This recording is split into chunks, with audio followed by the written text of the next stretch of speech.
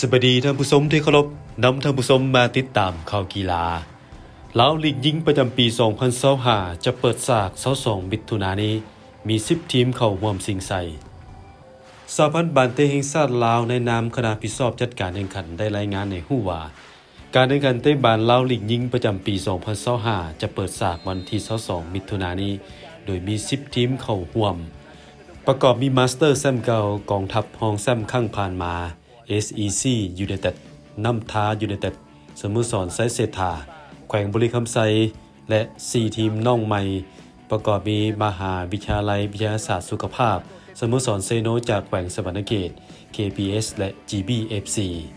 แต่ล่าสุดได้เลื่อนการแข่งขันนัดมิตร2 คู่เนื่องจากว่านักกีฬาภายในทีมมาสเตอร์กับ SEC ติดทีมชาติสุดจะเข้าร่วมชิงแชมป์อาเซียน2026รอบคัดเลือกกลุ่ม F ซึ่งจะแข่งขันอยู่อุซเบกิสถานระหว่างวันที่29มิถุนายนหาวันที่5กรกฎาคม2025นี้โดยตามข้อกำหนดสโมสรใดมีนักกีฬาติดทีมชาติ3คนขึ้นไปแม้นได้เลื่อนการแข่งขันออกไปตามตารางมาสเตอร์7จะพบกับเซโนและ SEC พบไซเศรษฐาวันที่22มิถุนายน2025ส่วน3คู่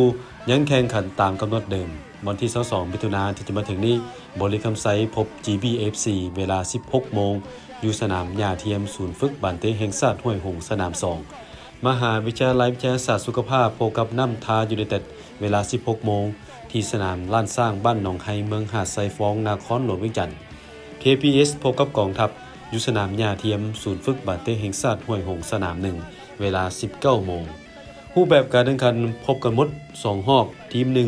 ต้องแข่ง18นัด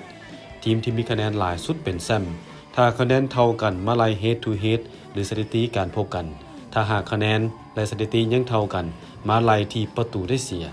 ซึ่งแต่บานลาวลีกหญิง2025ตามกำหนดจะไปสิ้นสุดวันที่21กันยายน2025นี้